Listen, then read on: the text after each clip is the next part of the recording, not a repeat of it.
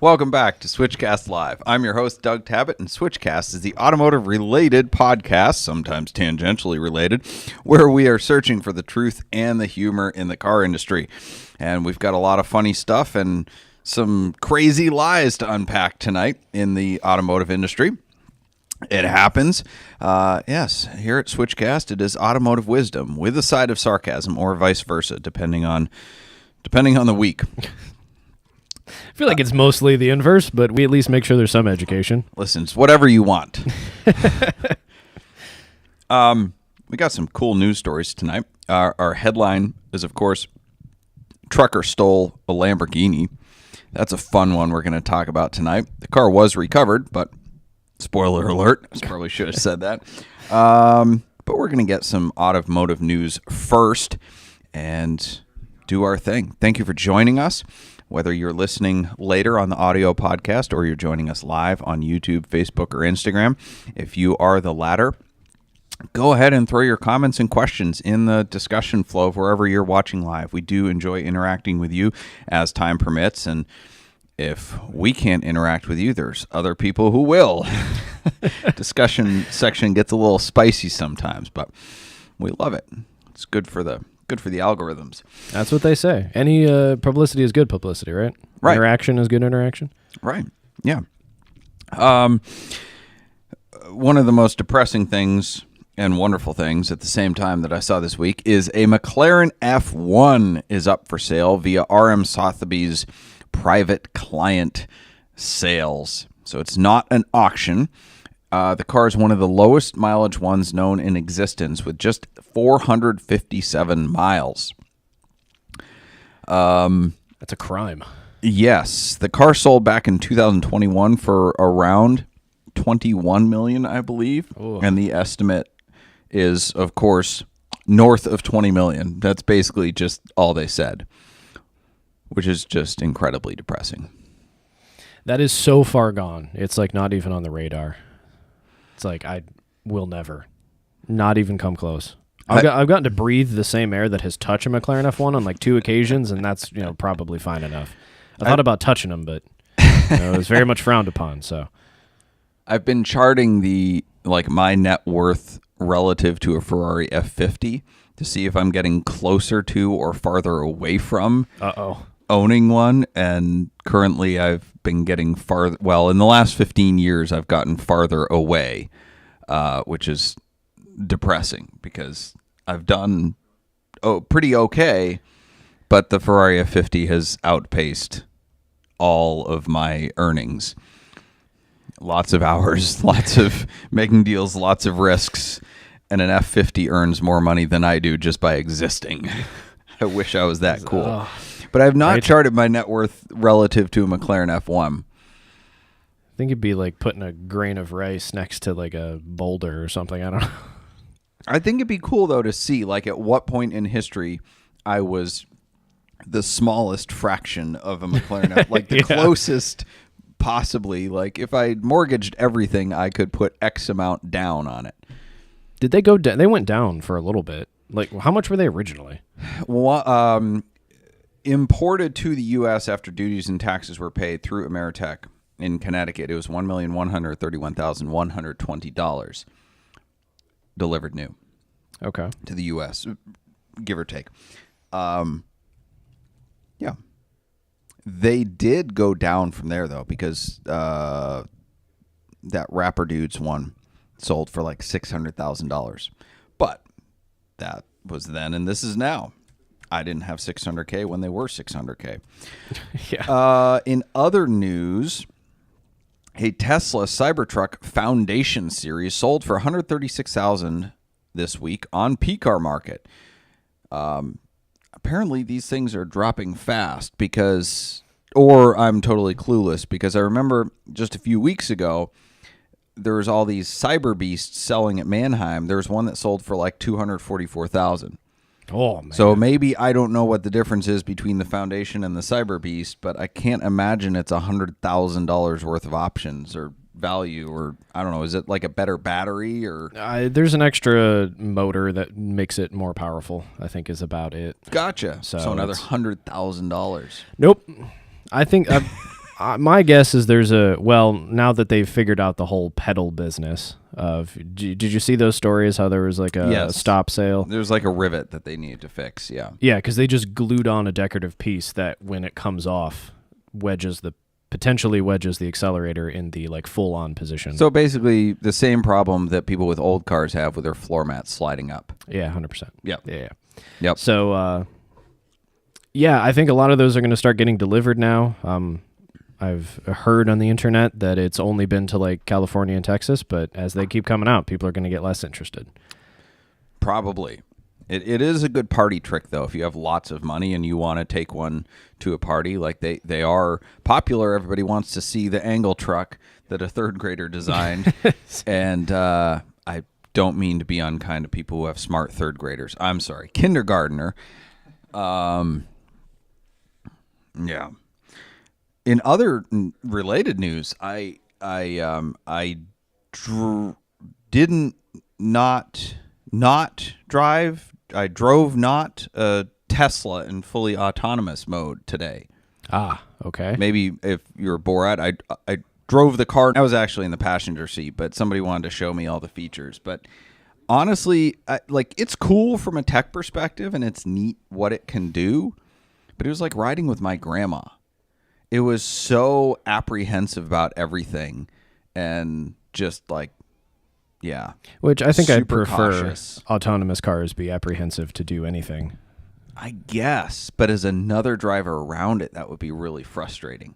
Oh, yeah, 100%. So, I mean, don't get me wrong. I would rather ride with nobody in a Tesla than a lot of people I know that I won't name because I don't want to hurt their feelings, because everybody thinks they're a good driver. There's a study done one time I saw in a book that it was like 80% of drivers surveyed thought that they were better drivers than average. The disturbing statistic. We're not good at humans are not good at stats. So well, humans also are not good at like self-realization. Yeah.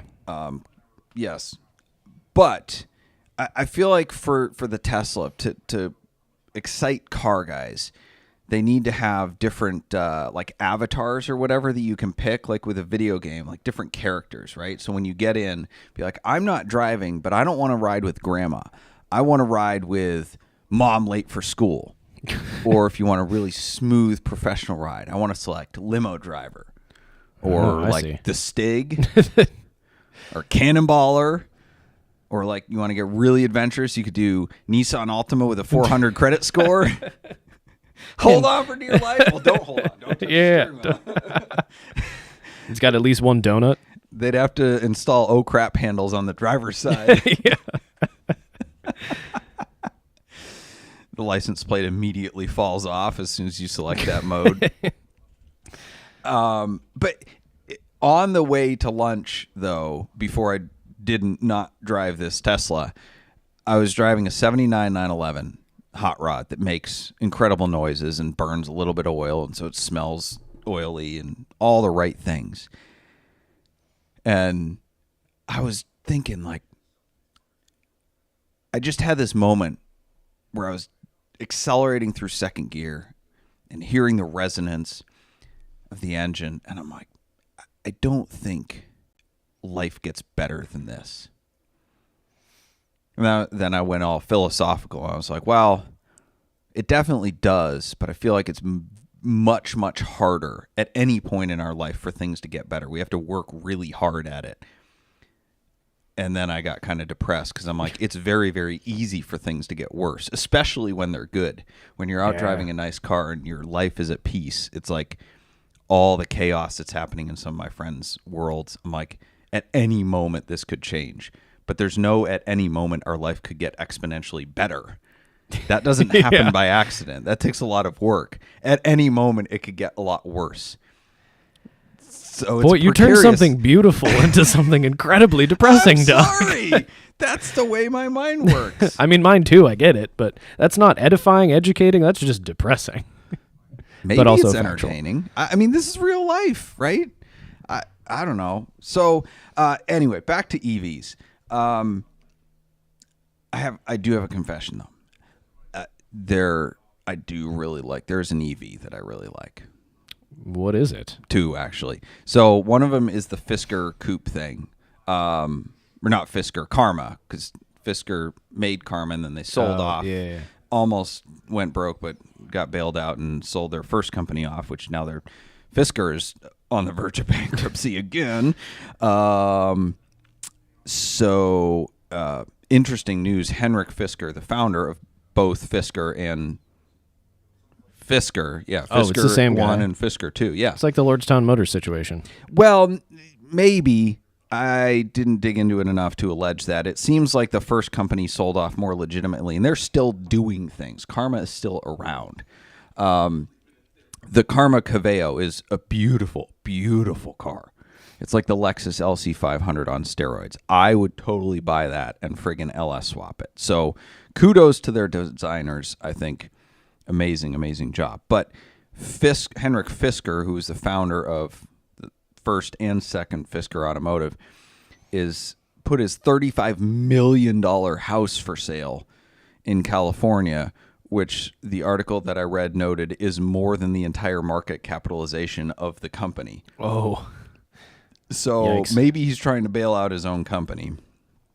But anyway, the Karma Caveo is nice, but I also like, there's a Tesla I like.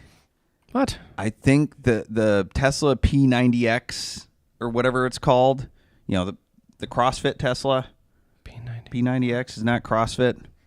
Yeah. I mean, everyone else has like Cross Track, Cross Tour, etc.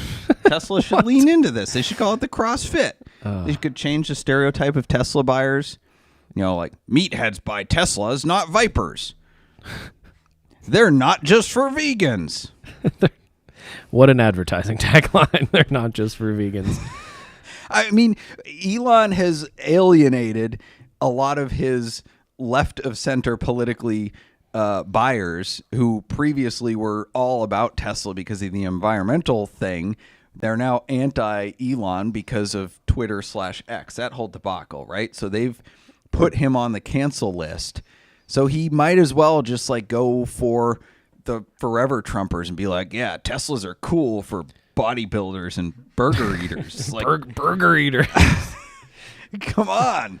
Oh. Get that demographic. Anyway, I don't like my problem with a lot of the EVs are like they don't have a grill. And I don't usually like that. Like, I feel like there should be a grill. It's like making a car without mirrors. You're so expecting it that without it, it's like you cut somebody's ears off. I feel like there's an EV that's been announced recently or has come out or is being designed that does have a grill because it aids in cooling. Must be a BMW. Maybe I mean, that's they it. They're like, we do can't rid without- of this. Yeah, right? I mean, I will say that the no grill thing is better than the giant grills on the new BMWs. They used to be what they call it, the twin kidney grill. The kidney grills on the front of the BMW. Now it's just like two friggin' human torsos on the front of a car. The kidneys are just like from whales or something. Do whales have kidneys? I don't know. From some gigantic animal. That sounded a lot better in They my head. imported them from whales. No. That's Organ not trafficking. Yikes. Well, I mean, maybe, right? Because, no, kidneys not to do with alcohol, is liver, whatever. Okay, there's We no tried. joke there. Moving on. Moving on. Porsche GT3 RS, a brand new one, wrecks into a river this week and got totally submerged in Washington State. It was all over Instagram, and it was on temp tag. So more than likely, they just took delivery. That's normally what happens if you see a Nissan Altima or a Dodge Challenger or Charger with temp tags. It's probably their 8th temp tag, and they've owned it for 2 years, but nobody can get the title. But with normal cars, that means they just got it. So they got a little having too much fun, went into a river and sunk it. Yikes. Yeah. I'm hoping he signed up for gap insurance, though, because he's underwater now. Yes. I saw a post on, I think it was Instagram or something. There was a Carrera GT that went off the road in California. Goodness. At least that guy can blame the suspension bits from the no stop or the stop drive. I wonder what this guy's excuse is. So Are they blaming the suspension I don't recall? know. Because our friend Bradley posted on social media, like, take the stop drive order seriously. And I'm like, well, was that actually the failure, or was it just the Carrera GT effect where people can't drive them? Yeah. Or old tires, Maybe. or whatever has caused all the other accidents. Is there also a 992 GT3 RS effect? Have I a don't lot know. of these been wrecked? I don't know. I mean, maybe nobody told the owner that it was already water cooled. I'm just here for the "you can't park there" comments. Yeah. Just leave a sticker on the back window, because at least in the photo I see, that's all that's above water. Like, you suck at parking. Right. We have the "you parked like an idiot" card. So you can put on, stick it's like one a of those. ticket on there. Yeah. Hop in the river and stick that below the windshield wiper. All right, it's time for a commercial. We'll come back with more snark. Yes, and Switchcast, as always, is brought to you by Boxcast. Boxcast is a live streaming company based in Cleveland, Ohio. They serve broadcasters and viewers around the world. Their founders launched Boxcast back in 2013 with one purpose: to make people a part of the experience. So if you're looking to live stream your podcast, church service, car show, sporting event, wedding, or even your cannonball attempt, Boxcast is an easy and flexible live streaming platform for organizations. Boxcast is so easy, in fact, that we're broadcasting this show with a phone. So head on over to switchcars.com for your free trial. Switchcars.com/Boxcast. Goodness. Yes. I got a little. We're gonna do a little trash talk of Porsche people now. Oh, I'm so excited. Let's go. Let's go. I'm just going to roll right into this. If you're just joining us, welcome back after the commercial break. I'm your host, Doug Tabbitt, and this is Switchcast. If you're watching live, feel free to post your comments or questions in the flow of wherever you are joining us. On Instagram this week, Porsche sales guru or something like that, I don't remember his exact tag, posted a video about a GT3 for sale, and he opens up with, "This is not your normal Porsche." I was like, ooh, okay, this could be interesting. Sign me up. I got a little excited until I realized that it was just Corvette rare, which is my term for the phenomenon of when a not rare car is deemed rare because of a specific set of options. So this guy starts out with, it's a Touring, which is just a GT3 without a rear wing, which has become a new status symbol of I'm going to pay more to get less. Granted, I like it without the wing, but I prefer it, actually. I just friggin' buy a regular GT3 and then buy a deck lid for the price difference. It's the same thing. Yeah. So yeah, that's the number one status symbol. And then he goes, and it's got the right seats. It's got 18-way seats, which are the comfort seats, not the fixed back carbon fiber bucket seats, which arguably the carbon bucket seats are more desirable for resale. So, it's a selling whatever you've got as the best. If I had a Touring, I'd get the comfort seats. 100%. Maybe. I'm not sure if I represent most Porsche buyers. I'm too poor for that. But it's typical car salesman. Whatever I have for sale is the best. Oh, yeah. Gray interiors are fantastic, Doug. You should Right. keep that in mind. Yeah, exactly. Well, and the interior on this car was nothing. It was just black. But it's got PCZBs, and maybe it was paint to sample. But the problem is here, like, rare has become ubiquitous. We've talked about this before. And like, not many people in the Porsche spec world have a sense of adventure or individuality anymore. And I think that's what's kind of like chapping my rear end about this whole spec game of like trying to have the rarest Porsche with a certain paint to sample color, is that nobody has actual individuality. I love like crazy spec cars. I love it when you do purple leather interior with white stitching everywhere and like go to the factory and say, I want this. We can't do that. I'll give you money. Okay, we can do it. Yeah. Like that was the old days. Now it's just like, you have to give us more money if you want status to get another allocation. So I'm going to add these options, not because I want them, but because everybody else is doing it. Or I'm going to do it because, because of resale. Right, I'm going to get paint to sample because it's more rare, because when I go to Cars and Coffee, there's 8 other GT3s and only 2 are paint to sample. Like, it's just, people are doing things to please other people, not because they have an imagination about what car they're speccing out. And this was confirmed to me this week. It gets confirmed every week. But I took at least 2 calls, maybe more, plus messages through social media that people were like directly asking about cars as investments. And one of them was trying to get into the Porsche game. Very successful guy, but he's trying to get into the Porsche game by buying a brand new 911, speccing it out, then getting a Turbo S in order to get a GT3. And he's like, well, how much am I going to lose on the first 2 to get the GT3? I was like, I don't know, but I have a question for you. So why do you want a GT3? He's like, oh, well, because they're desirable and I can probably flip it to make money or whatever. I was like, you fail. God. You fail. And he actually wanted the Turbo S, but then he's like, well, it's this thing if I can get in, and then Porsche says they'll sell me other desirable cars. And I was like, well, listen, one, why do you want them? Unless you want them because you want them, great. But it's like the Rolex game. Everybody's a Rolex customer now, or wants to be, because they want something at sticker, not because they want it, but because it's worth more than sticker, because they think somebody else will want it more than them.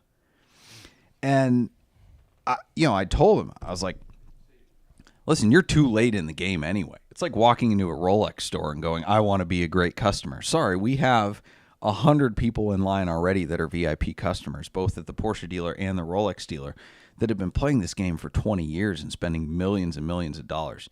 By the time you, as a new customer, get your GT3, nobody else is going to want it. So you better decide that you actually want that car, because by the time you get it, there will be no resale opportunity. So I don't know if he took my advice, but I mean, he probably just went to somebody else who told him what he wanted to hear. But I mean, which is the Porsche salesman. That's their sales line, is you can buy this and you won't lose money on it. That's not selling the car. That's not building value. A real sales guy can sell a friggin' Maserati. Those are the best salesmen. This car is going to fall apart. You're going to lose your shirt, and it's going to be horrendously unreliable. But it will be worth every penny of it, because when it works, that's a salesman. Yeah. Yeah. Oh, and everybody just wants to throw money around too. It's like, oh, I just need to I need to check these boxes, and I'll be a premier customer, and I can get just quote unquote a GT3. Yeah. And if they actually wanted the car, the used market is filled with cars that are not that old. Solve the same problem. But then they have to pay over sticker. They want to buy them at sticker. They want to buy an opportunity that other people don't have. Do you think they did the math of like estimating? Well, they called you, so no, they didn't. But like, I wonder when those lines cross. Like, if you put all this money in to get to a GT3 so you can sell it above sticker, you're not selling it for a Turbo S and a normal 911 price. That's like what, $300,000 for the Turbo S and the 911, $400,000. Well, maybe? I think that they believe they can sell the Turbo S and not lose money also, because it's a 1.5 year wait. But blech, it's all gross. Yes, I don't get. Listen, I realize I am my own walking contradiction, because this last month through Switch Cars, we sold 2 GT3s that were one-off cars, and part of the selling point was the color. But the people that bought them wanted them because they loved the spec. It was a bonus that they were one-off spec, but I wasn't like, oh my gosh, this GT3 RS is the only one because it has this CXX and whatever. I was like, this is an amazing car because it has all this stuff. And yes, it is rare and hard to find other ones like that. But you don't buy it just because it's rare. You buy it because this is an awesome spec. Yes. So, with that said, Porsche people are just Corvette people with more money. If you enjoy this podcast, we'd love it if you would help us out with the algorithms. Like, subscribe, share, review wherever you listen and enjoy this podcast. Send us a 5-star review. Send it to your friends. That would be awesome. We don't ask for your money, although some of you give super chats, and that's wonderful. We appreciate the tips. But the best gift you can give us is to share it and tell your friends. That way we can grow organically like we have been doing. We have an update on one scam, and we have another one that took place recently this last couple weeks. So we're going to get into that, but let's get to a commercial first. Switchcast is brought to you by Celebrity Machines. Celebrity Machines offers more than 250 different screen-accurate license plates as they've appeared in movies and TV shows like Back to the Future, Ghostbusters, The Fast and the Furious, Breaking Bad, and so many more. Celebrity Machines also makes our dealer insert plates, as well as our commemorative 2539 plates from the fastest cannonball run ever. Visit CelebrityMachines.com for more info and use promo code SWITCHCAST to save 25.39% at checkout. Those of you just joining in now, we're about to head into Doug's story time featuring scams. This week, or a couple weeks ago, a Lamborghini was stolen by a transport company. We've covered the woes of shipping cars many times and how to avoid scams. This may be a new one, but there's a preventable lesson to be learned here. So I'm going to be very careful with what I relay, because a lot of this is off of social media posts and forwarded to me by a good source, but it is, I guess we'll say, secondhand information. So all of this is essentially according to what we've heard, lest we get in legal trouble. I think that should cover it, right? Yeah, just according to what I've heard. Allegedly. Everything is allegedly. Right. We do our best to verify certain things, and if we're going to make definitive statements, we certainly do dig into things before we call people out specifically. But this one is a little more difficult because there's a lot of information. But the basic gist of it is somebody booked a Lamborghini to be picked up after the Savage Rally, and they booked it through imovecars.com, movecars.com, which is, I think there's also imovecars.com, and you move cars, and we all move cars, and there's 18 million different broker websites. But number one, save that for later. They booked it through a broker. The car got picked up by a transport company, allegedly. The name of the company that picked it up was Johnny's Trucking LLC, allegedly. The car then disappeared. It got stolen by the trucking company. Now, what I've seen in terms of screenshots of these conversations is that Johnny's Trucking did not actually pick up the vehicle, but their credentials were stolen, likely through centraldispatch.com, which is the main load board that all the dealers and trucking companies and brokers use to find other companies. So if you go online and book a car through a broker like movecars.com or iShipAnyCar or Montway or any number of brokers, they're likely going to just post it on here, pick a half-decent trucker or the cheapest trucker they can find, and sub it out to this trucker. So you honestly often have no idea who is actually shipping your vehicle. And I did find, let's see, Johnny's Trucking LLC. I'm looking them up on Central Dispatch right now. They've been on Central Dispatch since 2007, so likely not a scam. No recent ratings, but their overall ratings are generally positive, 98 plus. But their most recent rating was in September of 2022. So I don't know how much recent business they've been doing. Anyway, so allegedly there was a data breach or something. Somebody logged into Central Dispatch with this company's credentials. Allegedly, that's what they're claiming. And found this load and essentially stole the load. So they got the information of this Lamborghini that needed to be picked up or that was contracted to be picked up and went and got it, pretending to be Johnny's Trucking. So that's certainly a scary new type of phenomenon, but it's still preventable. We'll get into that. The vehicle was found. There was a detail wrap ceramic coating shop in Texas who posted the car on their Instagram. Like Oh. as marketing, hey, we're doing wrap and ceramic coating on this car. So because everybody had, posted and reposted this car and knew it was stolen, immediately people picked up on it and were like, oh my gosh, that's the car. So they reported it. Well, it was then found at a house nearby, which also where they found a stolen Cadillac ATS-V when they went to get the Lamborghini. Nice. Yeah. 2 birds, 1 stone. Yep. Yeah. So apparently according to my source, there's some other Facebook groups people have noted that there was a data breach and a lot of passwords were stolen. And I guess people are, getting information on loads and then, going there and picking them up either with fake bill of ladings or no bill of ladings or whatever. There's a couple lessons to be learned here. So one of the people that posted on Instagram to kind of like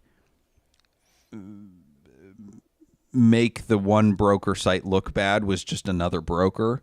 And I'm like, that isn't going to solve the problem. Like using a better broker than some other guy doesn't work. We ran into an issue a couple months ago with a broker that we didn't pick, but the customer really, really, really wanted to use. And the guy he sent damaged the car that was shipped. It was a super low mile Porsche 993 and it got damaged and they repainted it like before it showed up to the customer. Terribly. Oh no. Terrible paint job on the bumper, right? And then we got blamed and I'm like, no, it's the trucker that was subbed out with the broker used. Oh no, we've never had a problem. I'm like, cool. It wasn't that way when it left, so you now have had a problem. Yeah. Just because you haven't in the past. Problem, broker. Broker's the problem. Transport brokers, zero value. So if you book with a broker, you don't know who is picking up your car. So when Johnny's Trucking LLC shows up, you don't know if it's Johnny's Trucking LLC or not because you don't have a relationship with the owner of the company.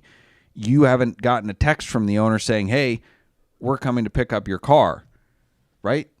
Like it's the same as these wire transfer scams where people will hack into people's email, see that a wire transfer request has been sent, and then email them and say, oh, by the way, no, send it to this account instead. So unless you call the person you're sending a wire to verify that really happened, people are sending money to totally different accounts. It's the same scam, just with stolen information. And if you are booking directly with a reputable company, that can't happen because you know the friggin' company. So using a broker in general opens you up to this kind of risk because the broker just is not going to vet the company properly and they're not going to even be aware that a fake company is showing up. And you don't know either because half the time you don't even know what the name of the company is that's been contracted out to pick up your car. You have no idea. So you just have to assume, and you're like, oh, guy's here with a truck. Right. It says he's here for the car. Right. Now, there are precautions you can take to prevent yourself getting scammed. When the trucker shows up, friggin' get his driver's license. Get the DOT and the MC number off of his truck. Get a copy of the bill of lading and call either the broker that booked it or the parent company and say, hey, does this guy work for you? Is this an authorized pickup? It's very simple. Assume you're getting scammed every time and just verify. Like when you get a cashier's check, call the friggin' bank and use the control number on the cashier's check and say, is this a real cashier's check? I don't have sympathy for people to get fake cashier's checks because I'm like, all you have to do is call the friggin' bank. Oh, it was a good fake. How are you supposed to Verify know? it. Unless you're looking at cashier's checks every day, how are you supposed to know it doesn't look right? Just verify. There's a lot of trusting going on, a lot of There's way too verifying. much trusting. A lot of trusting and not too much verifying. Yes. Tyler, ladies and gentlemen. If only people had more anxiety, things would be okay. Oh, man. On another note, we've got more allegedlys. So we've talked about Charles Harris and Direct Auto Tennessee in the past. We did a VinWiki video that got taken down because Mr. Charles Harris, the scammer himself, threatened to sue everybody into oblivion for defamation. Real rich there. His last text to me, I think, was, "I'll see you in court." And I really, really wish I would have responded, "Not if I see you first." I'm like, missed opportunity. I mean, 3 weeks later. Hey, I just need a little bit of time after a serious engagement. I can think of a great comeback. Bro, just give me 3 weeks. Well, because there are, like, the prosecutors are circling. This guy is eventually going to go to jail.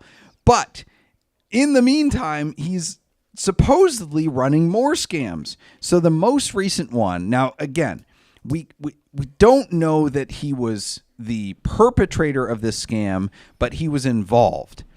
And it's very coincidental that somebody who has had a felony charge and served prison time for a financial scam in the past, this is fact, can't sue me for this, this is look-upable,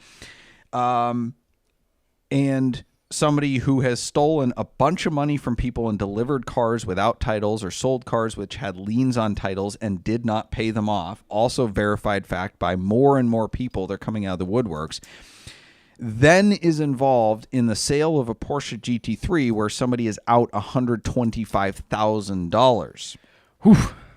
So here's what happened apparently a couple weeks ago, and I did talk to the person who was involved in this transaction. Charles Harris is brokering a deal, found this GT3 for sale, and sold it to another dealer. So he got a copy of the payoff. There was a bank payoff that was around $30,000 plus or minus. So the dealer sends the money for the payoff to the bank. And typically when that happens, you send the money to the payoff, you get proper powers of attorneys and authorization for payoff and everything from the customer that owns the car, and then you send them money once that's all completed. Essentially, once you have legal transfer of the vehicle and or ability to transfer the title once it's all paid off. Now, I don't know if the dealer didn't do their homework or just got a little bit in a rush because maybe it was a great deal, but Charles convinced them to wire the balance very quickly, and it went to an LLC in Indiana, which didn't belong to the owner of the car. So the vehicle got paid off to the bank, the 30-some thousand, and then the $125,000 balance got wired to an LLC in Indiana, which then disappeared. Ooh, nice. Yep. And it was not the owner's, because when they called the owner to pick up the car, he's like, "What are you talking about? I didn't sell the car." Oof. Yeah. So Charles's alleged excuse was, "Whoops, guess I messed up. Didn't know that was a scam." So he cost him $125,000, and his response was, "I'm sorry. That sucks." I mean, yes, but there has been no connection made to Charles and this LLC yet.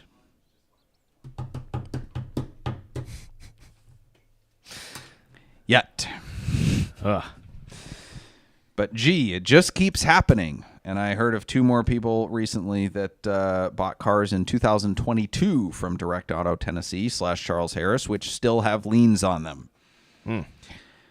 We're thinking of starting a support group for all these people and then turning all that stuff over to some sort of prosecutor or the FBI or whatever, because this is interstate.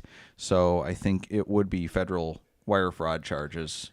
Oh, boy. My understanding, this is not legal advice. It's just my understanding of what has happened to people in the past. Yeah. I don't know. I just imagine in my head, state lines, you cross, immediately FBI. Right. It just runs right up the ladder. Right. Blitzkrieg19 on YouTube says we should have a new segment called What I Should Have Said for all of these fantastic comebacks that we think of. That would be a very long segment because I've got a lot of great comebacks later. I don't write them down because I think it would just depress me how not creative in the moment I am. It's like, oh, I could win an argument if we had like Like arguments over text are so much better because I can think of a response. I can workshop it. I can whiteboard. You can even unsend them now. Oh yeah, it's Edit like you them. can. It's like, ooh, maybe that wasn't right. That was a terrible response. No, it wasn't. Look at it. Wait a minute, it's different. Ooh. The number one I should have said was the Lamborghini kit car interaction. So many people on social media were like, dude, that guy owned you. And I'm like, yes, I know he did. But he still had the fake car. I was so baffled by the level of moronicness coming out of his mouth and the boldness of his lies. I was just like, what? You're just sitting there short circuiting while he's getting the laughs. Right. I'm like, I've never seen somebody be this confident about being an idiot that I just don't know how to process this. You don't have enough money to see the engine. What? Oh, God. How do you even prepare to respond to something like that? That wasn't on my argument bingo card. Bro, your Lamborghini is fake. It's a Fiero. No, it's not. It's a Corvette. What? What? I mean... I could have John Tamarian and Valentino Balboni there, and both of them would have been like, There's a saying that you should never argue with fools because they drag you down to their level and then beat you with experience. I was going to say, my dad used to tell me that when I was growing up. I mean, that was, speaking of things I should have said, that should have been my response to everybody who was making fun of me for not having a great response for this guy is, well, I'm sorry, I don't have that much experience being an idiot. You actually came out on top if we think about this months later. I think you did fine. Oh, gosh. Do we have a good question of the week? We got a handful of questions. We do have one we should get to from Fanfic Rocks. Fanfic Rocks last week, right as we slammed the stop button on the stream, sent a super chat. And then sent another one this evening to just say, hey, please, do you remember my question? Answer my question. All right. Well, question of the week, whatever one it is brought to you by Nuts for Sticks. And Nuts for Sticks is a brand celebrating the manual transmission in all its forms. So forget the flappy paddles, we like shifting ourselves. Check out our fun and funny stick-themed shirts at nutsforsticks.com and save 10% on your order using the discount code SWITCHCAST. That is nutsforsticks.com and use code SWITCHCAST. Alrighty, from Fanfic Rocks, in the game Asphalt 9, which I think is like a mobile game. They used to make the Asphalt games for like the Nintendo DS handheld. I don't know. But it's I think it's a mobile game. The feature I don't play car... video games. Is this a question about the video game? It's a question about a car in the game. Okay. The feature car for the season, I guess seasons are things that games do now to keep you coming back and playing them, so they do new like downloadable content, events, whatever. Is a 911 Carrera RS 3.8, which I believe is 993. 993, yes. In the real world, is it a good car, or is essentially the hype kind of BS? Have you driven one? I've driven like tributes and clones of them, and they're awesome. The 993 by itself is a fantastic platform. It's my favorite air-cooled car to drive. So if you add lightness and horsepower and torque and steering responsiveness, it can only be amazing. And everybody I know that has one says they are fantastically amazing as well. The one thing I've heard is the Club Sport is like too much for the street. It's just too over the top. So people are moving to the touring model, which has, carpet and AC and stuff like that. Not a full roll cage in it.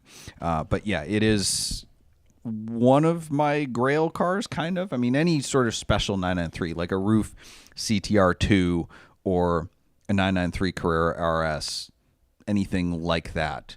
Is the CTR2 the one we saw at Amelia where the big old wing is like functional to shove air into a couple of radiators? And it has like the 2-level wing. Yeah. It's like somebody saw those, like the Ford Escort Cosworths in Sierra and were like, Right. ooh, yes, but on my 911. Right. So good. Right.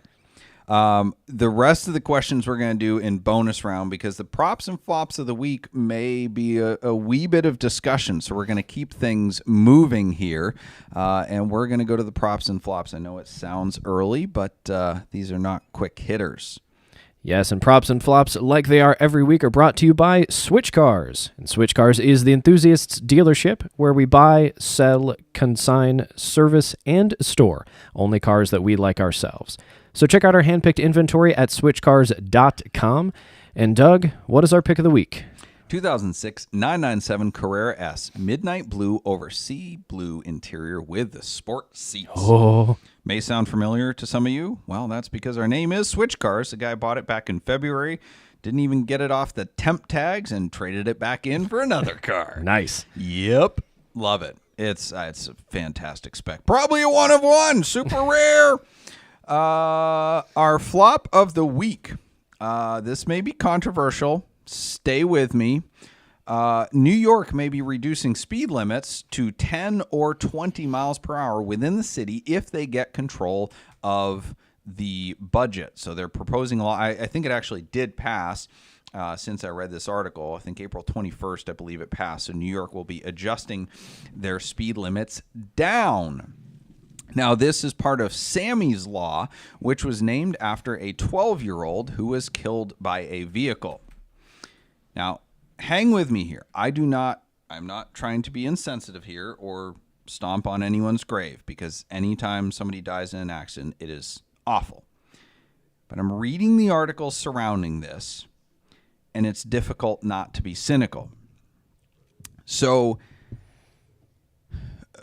what happened was this Sammy kid was bouncing a ball off of a monument.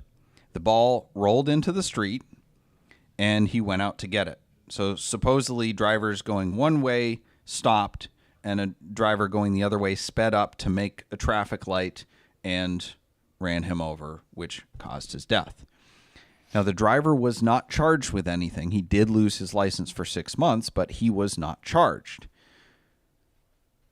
So the mom of Sammy, who was reasonably distraught and understandably, took her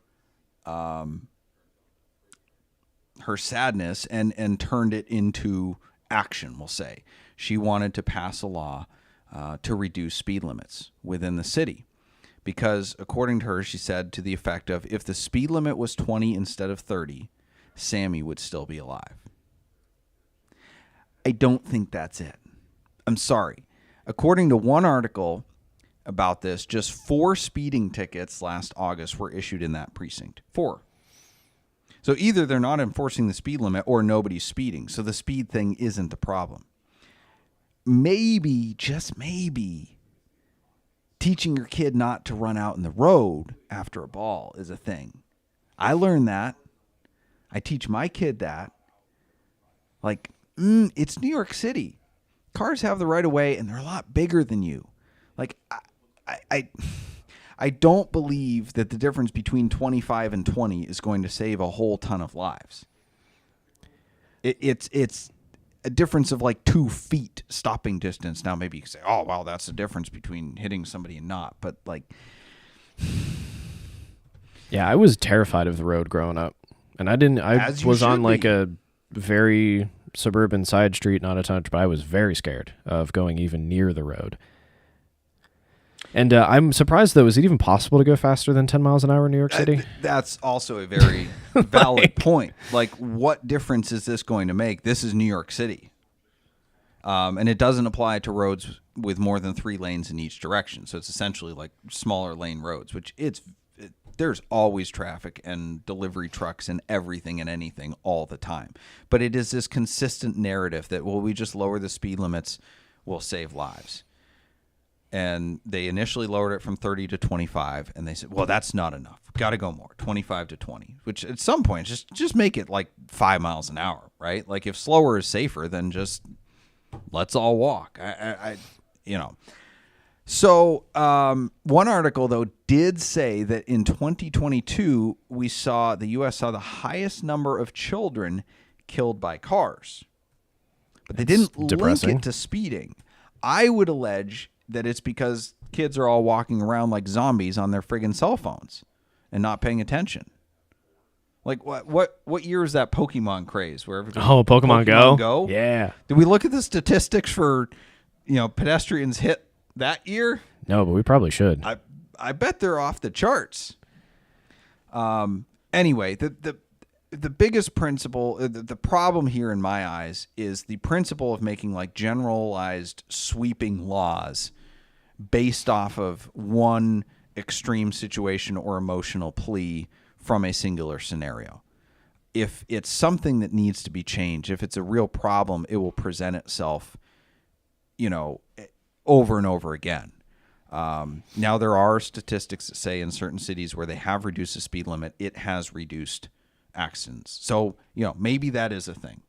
But let's go off the statistics and say, this is a real thing. This is working places, and let's implement that because it's working. Let's find a real correlation and listen to the data and solve problems that exist for the general public. I don't know that making a law off of one scenario, which wasn't the fault of somebody going 30 instead of 25, it was the fault of a kid going in the road after a ball.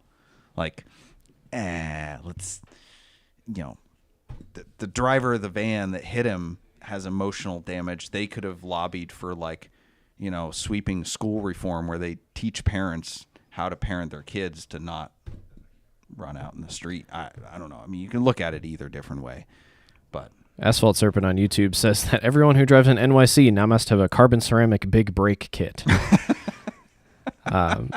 G. Smith responded after with, I think a really good way to sum all this up is terrible accident. To lose a child is something that you can't imagine. Let's not pass a law that doesn't work, though.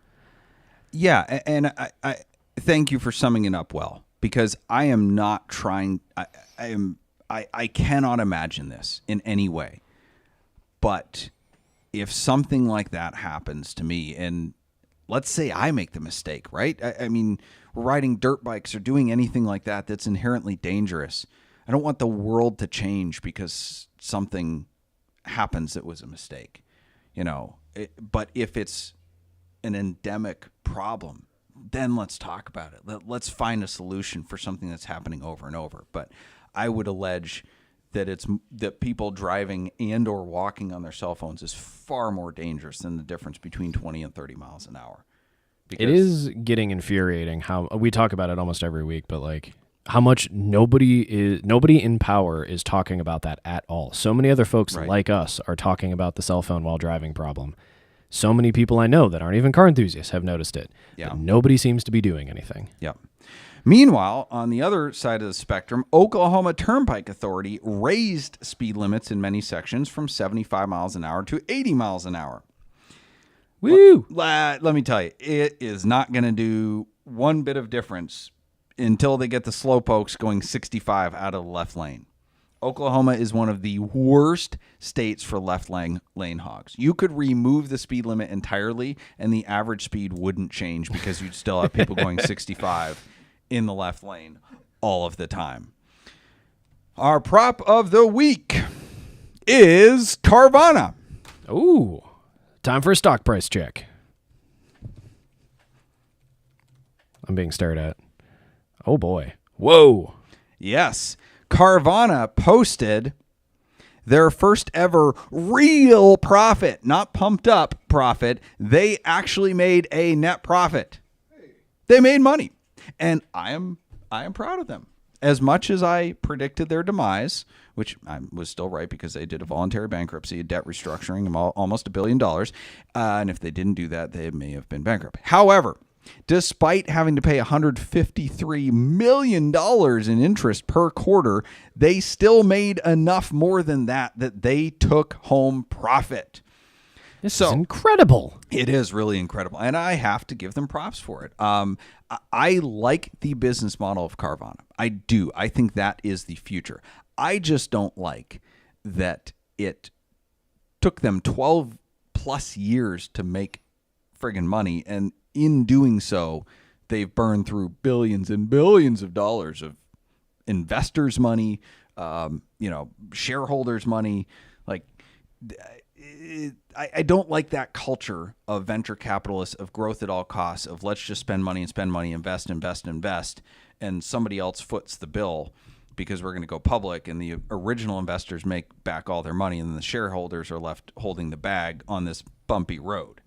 because there's so many other companies that fail. EV is a great example of that, of all these startups that go belly up because they're not just doing it simply and going, let's make money. Let's do one location and make it work. One vending machine, make it work, and then do 2, and then do 4, and then do 8, and then do 20, and then do 200.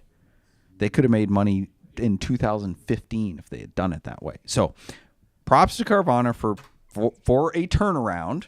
We'll see if it lasts. They still have a lot of debt to pay off, but they say they are committed to paying it off, which I approve of. The problem with the debt, really, and this is why I'm still skeptical about Carvana, is if they don't have a good quarter, they still have to pay the debt. They had a monster quarter this quarter, but that could turn, the used car market could dry up and they could suck wind, and they still got to pay $150 million a quarter. Oof. So, for those of you keeping track, though, it's gone up 28% in after-hours trading. It is a wall on the little trend line. Yep. But again, that's why Dave Ramsey says debt is dumb, because it's the risk. They have to keep beating last quarter. They have to, in order to dig out of this hole. They are still in a multi-billion-dollar hole. If they had done it at the speed of cash, if they had grown as they profited, then this would all be gravy, and they'd be partying, and everybody would be making money, and it's just like, great, we're off to the races. And if we have a bad quarter, it doesn't friggin' matter because we own all our crap. So,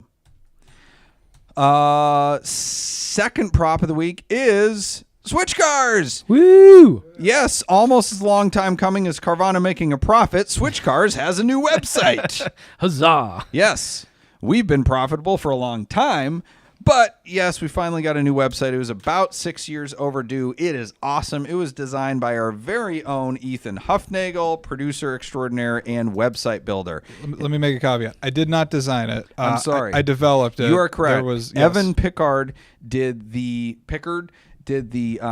graphic design, the site design, colors, themes, etc., and logo, but Ethan Huffnagel built it out and integrated everything in. So thank you for that correction, Ethan. We do want to give credit where credit is due. So just another reason to go check out switchcars.com, because now you can actually browse it on your phone. I can confirm I did it earlier today. It's a glorious experience. Before, it was a struggle. Link in bio, or not bio, what do they say in the description? Yeah. It's down in the there, description right below. Yeah. I did have somebody say they were going to miss the old website because that made them feel like nostalgic. I was like, oh man. What did you had a great interaction yesterday on Instagram where you did a whole thing where you're like, hey, not all of our cars sell through our website. Here's like our top 4 favorite cars last week that sold through like social media or whatever. And some guy commented, he was like, oh, well, did they not make it to the website because the fax machine wasn't working? So good. So good. So that good. was good. Yep. So to celebrate, we've got some fake champagne here, not from France. And for soundbite here, especially for you audio people, we are opening this and celebrating the new website and a toast to Carvana making money. If only I'd bought their stock. I know. Again, I should have bought the stock. If this hits me in the eye, Doug, do I get workers' comp? Whoa. Almost hit me in the head. All right. Hey, congrats. Somebody shook that one. Yeah. Can we? Now that I've evaded death, can somebody get some paper towels? On the gosh. Yeah. Oh, should have done a Formula One style. My goodness, my life flashed before my eyes. Yeah. All right. Some Champagne for violent everybody. Prosecco. If you're sitting at home and you don't have somewhere to drive or whatnot and don't have a problem, then pour yourself a drink and go to Switch Cars. Woo! Pour a few drinks and then go to Switch Cars and use the contact form to make us an offer. Anyway. That'll wrap it up. We're going to go into the live tip talk section after this. Thank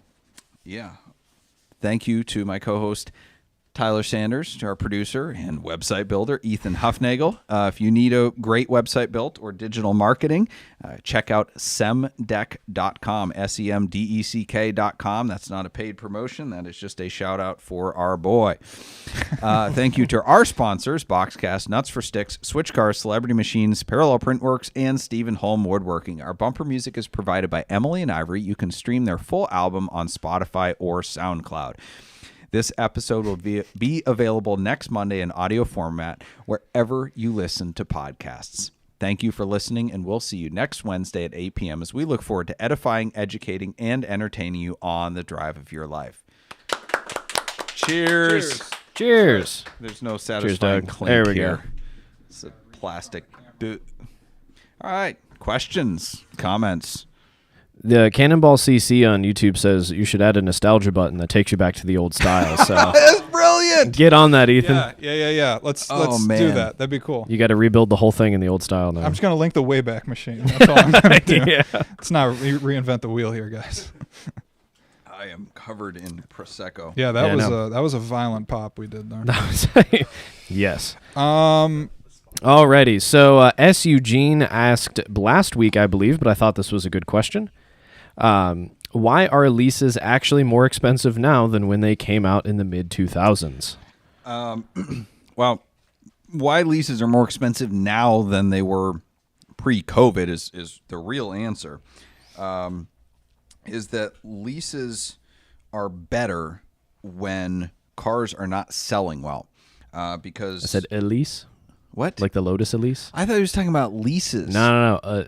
E-leases. Why are they better? more Worse. expensive? More expensive. I mean, there's a legitimate answer to both of those questions. I mean, you were still right. That's why I didn't stop you. I was like, well, they did go up in COVID. Yeah. It's well, to answer the leasing question, it's because Duck's committed.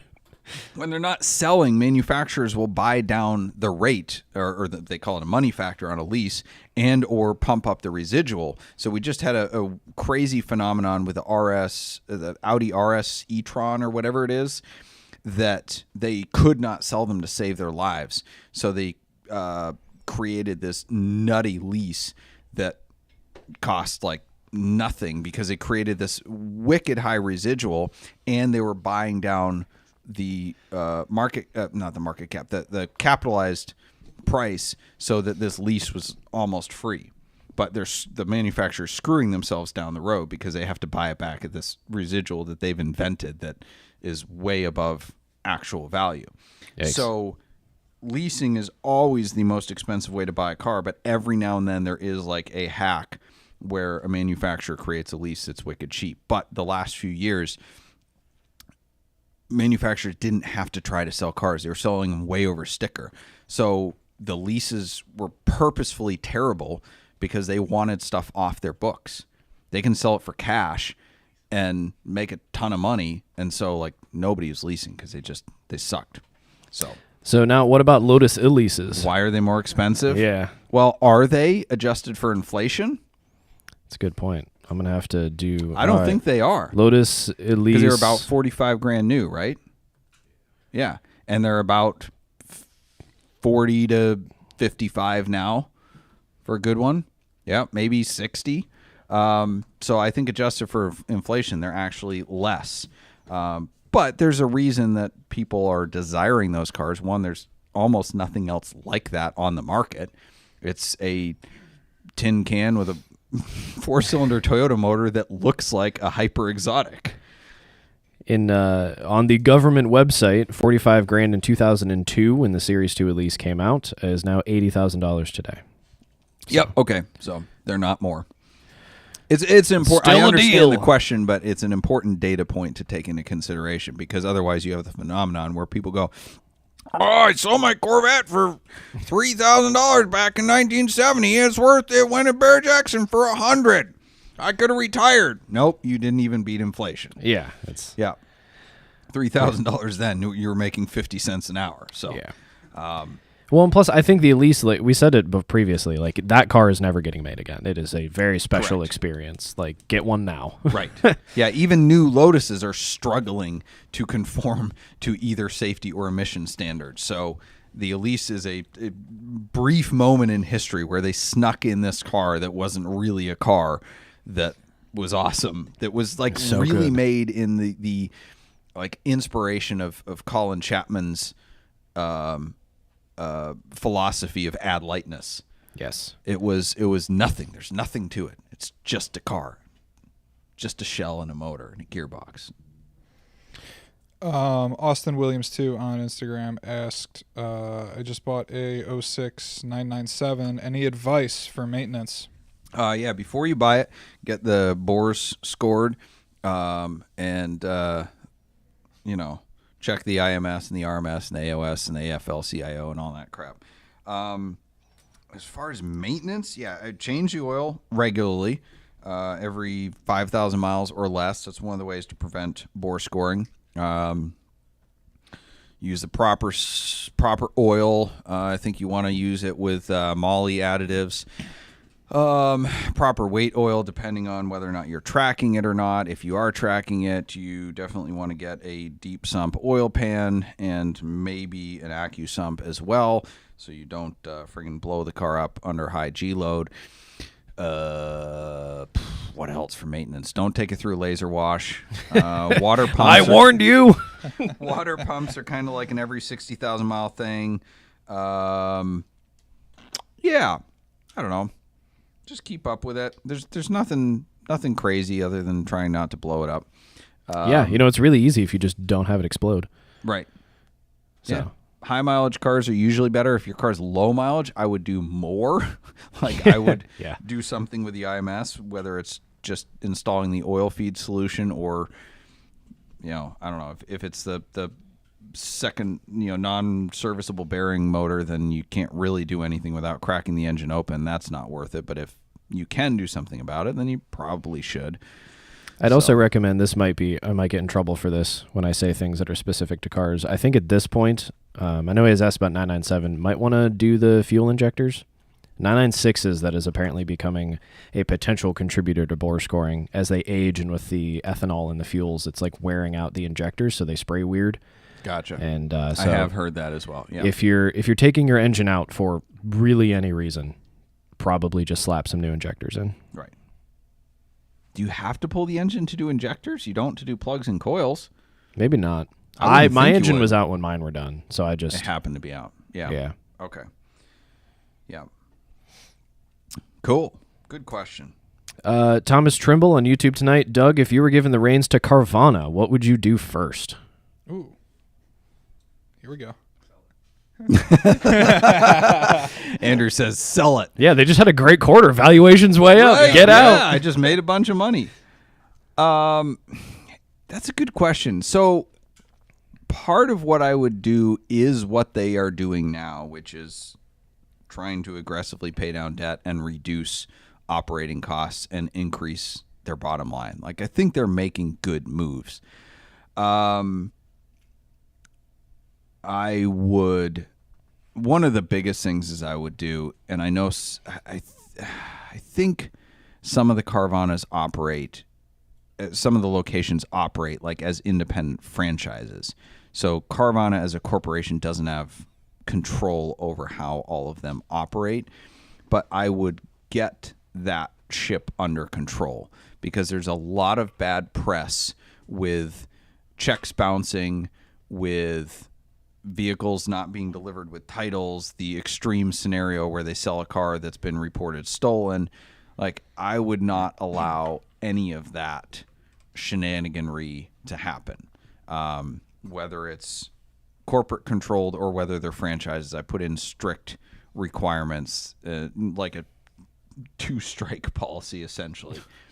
Dave's Cosmic Subs, which is a local sandwich shop, he's a franchisor, so he has very strict rules for his franchises. Basically a 3-strike policy. He can show up any time and do an inspection, and if things aren't being done to his standards, and like, it's open to his interpretation. Like, they have guidelines, but if he decides this is a strike, then it's a strike, and at 3 strikes he can just take the thing back. That's why I like their subs so much. Oh, high quality stuff. Right. So I that would be my operational move to make the company better. I like that. All right. Devin Ruckus earlier tonight. I'm not sure if you know what this is. I guess we'll find out. How do you feel about every company, even remotely in car culture, doing a dream car giveaway? It seems giveaways are all over the place now. I mean, it's a way for them to make a bunch of money. You sell tickets for twice the value of the car. Like it works from a financial perspective. So that's why they keep doing it. They found a formula. It works. Makes the money flow. Yeah. Here's your chance to shout out any local businesses. Do you know of any good E46 M3 mechanics or shops in the Twinsburg, let's just call it the Cleveland area? Yeah, I do. CAE Motorsport, formerly Switch Cars Service Department, which is right here at the Switch Cars campus. We employ Tom Larrick, who has been featured on the podcast before as the BMW Whisperer, and he's a genius. He knows all the stuff about E46s and E90s and newer and older and everything. He's a wizard with BMWs, very fair rates, transparent, honest. Great team to work with, if I do say so myself. I think you might be a little biased. Yeah, so just come on in and get your E46 fixed all up. Or go to the service page on the new Switch. Correct. Yeah. Ethan, was this a plant? Did you do this? Switchcars.com/maintenance and repair /service/ I don't services / maintenance and repairs know. /services/service. You'll find it. Yes. Just go to the homepage. You'll find it. If the site is easy enough to navigate, it won't be hard. If you can't find it, let us know. That's on us. If you no, it's on you. There's 3 different places you can find it on the site. Oh, fair. Yeah, that's on you. Yeah, we praised Ethan. Now let's dunk on him. Your no, not on you. No, it's on the user. If they the can't user. Find it, yeah. The UI on our site is fantastic. It's very good. Your boy Aladdin on Instagram says thoughts on the 700 horsepower / 700 HP / 750 TQ Bentley Super Sports cars. What the heck is TQ? What torque? Oh, is that how you abbreviate torque? Sounding like me. Really? I mean, it's always foot pounds. It's like LBs. I do see the foot pounds of torque thing far more than just TQ, or TQ, Newton but meters. Then again, I don't claim this community. What are your thoughts on those Bentley Super Sports cars? I think they're awesome to drive. I don't really care about the horsepower numbers. They're nice, and they're needed to move all that metal forward. They're big. I kind of forget until I'm next to one. But I've not driven. I don't remember ever driving any Bentley in which I didn't just feel better about myself when I was inside. But it's like a different. So earlier in the podcast, you described the feeling of shifting into second gear in your a 911. That's a different kind of better feeling, though, right? It's a luxurious feeling. It's like you're better than everybody else kind of feeling. Yeah, kind of. Honestly, it's a terrible first world feeling, but I love Bentleys. I will probably never own one, but I love them. Not with that attitude. They're so impractical. And my God, the maintenance. Terribly expensive to maintain. Wycliffe. Was he the rapper? Yes, Wycliffe John. Was the rapper? Yeah. I had an F1 for sale and 2 other cars. And a Pagani Zonda. And something else. Else. Yeah. That's insane. All for under $1 million, or just the F1? I think it was like $1 million for the pair. I think it was the Zonda and the F1 or something like that. He might have had a Veyron for sale too, but I wonder what the interest on a Woodside 144 would have been on $1 million. And would it have worked? Less. Would it have been worth it? Listen, I don't subscribe to the exotic car hacks philosophy, but in a scenario like that, you could have financed it at 15% interest for 15 years and still come out on top. Oh my God, you can do 180 months now. Oh my God. That's amazing. Is that 15 years? I can't math math. Oh. I can't even... Well, it's at least 10. 15? Yeah, that's 15. Oh, man.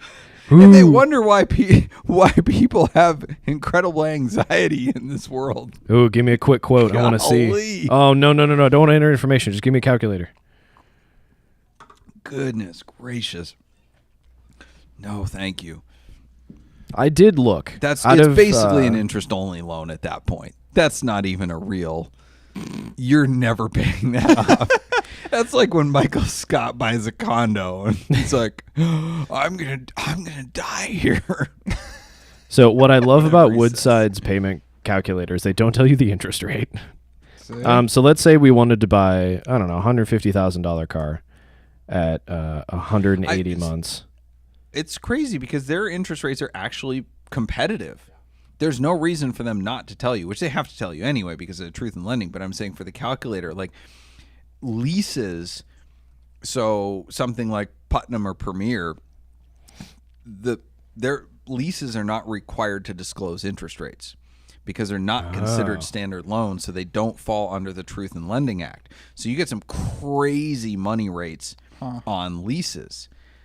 But like Woodside's rates are right there.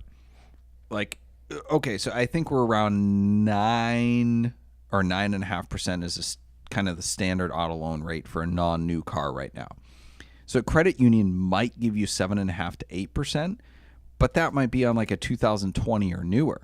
If you want to finance a 2005, you're right up there anyway with a credit union, and Woodside's rate doesn't discriminate, doesn't change based on the year of the car. So if you're buying a 30-year-old car, you're getting a great rate from Woodside. And this is not an ad for them. We do business with them. We like go on to switchcars.com and click the financing page and you can get financing through Woodside. It's just like comparatively, there's no reason for them to not put their rate in there. But I can understand why they might not, because that's maybe there's some weird FTC rule that it's like, well, if you put it there, you're advertising your rate to somebody who hasn't qualified for it yet. So you have to have people put in their own rate. And if you put a rate there, it's a guarantee that they'll be approved. I mean, the lending rules are so crazy. It does look like 9.54 is the rate for 180 months as far as I can tell. But if you were to get a loan for $150,000 across 180 months. That's a big if for me. Well, I'm just I wanted a big number for the funnies. That is a total of $281,000 after 15 years that you will have paid for this car, which is, if you're keeping track at home, $130,000 in interest. That is almost twice as much as the original loan. But Exotic Car Hack says use other people's money. You don't actually pay for the car because you don't have to worry about interest and depreciation and maintenance because you're financing it. I will say that's how it works. PenFed has better rates than you're talking about, so hit up PenFed. Love PenFed. Yeah, but they have caps on how much they'll lend. Oh, do they really? Oh, yeah. I think maybe it's $100,000. Maybe I'm just too reasonable. I've never realized the cap because I'm not here trying to. Credit unions are very competitive, but they have restrictions. So, like, once you get into specialty cars, Woodside's going to be a better rate than any other credit union once they adjust for, oh, your car's 20 years old. We're not going to give you the prime rate. We're going to give you a different rate. So, I may have seen that number somewhere. That's kind of fascinating. Oh, man. It's warm in here. It is toasty in here. Got to turn on the AC before the podcast. I think I got one more if we want to close her out. Let's go with that. Thomas Trimble on YouTube. What is Doug's guilty pleasure car? Something he shouldn't like or want but does. Oh, that is a great question and a tough on-the-spot one. No, I should like it. Dan said Toyota Matrix. I should love a Toyota Matrix because they're fantastic cars. What I know I have a guilty pleasure car. What is a car I shouldn't like, but I do? You like a minivan. No, I don't. And that's not guilty pleasure. That's practicality. Defending A Honda minivan. Odyssey is fantastic for a road trip with a bunch of adults and or children. See, you like it. I don't like it, and that's not guilty pleasure. I have no guilt there. That is 100% a pragmatic opinion. It's probably a Maserati. It's a Maserati MC20. It's beautiful. It's Italian. They're depreciating like rocks. They don't make it in a stick shift, and yet I really, really want one. They're just gorgeous. That's one of my guilty pleasure cars. And Bentleys. Like a 2013 Bentley Continental GT. I want to ride around with a cigar Yes. Cavassier. Oh, that's what I'm talking about. Whatever. Don't drink and drive, but it's just what I imagine is I'm driving a Bentley. This has got a cigar and Cavassier, and I've got cufflinks on, and drop my key at the valet. And 90s Bentleys are even a better guilty pleasure car because they are so beautiful, so maintenance intensive. I'm following Farah's current adventures pretty not closely, but I'm just waiting for him to say he had to spend another $25,000 on some obscure thing that went wrong with that car. Yeah. Speaking of which, I got the estimate for my Lamborghini Diablo. That is now a guilty pleasure car. Oh my! On that note, we're shopping for new sponsors for Switchcast Season 5. Thank you all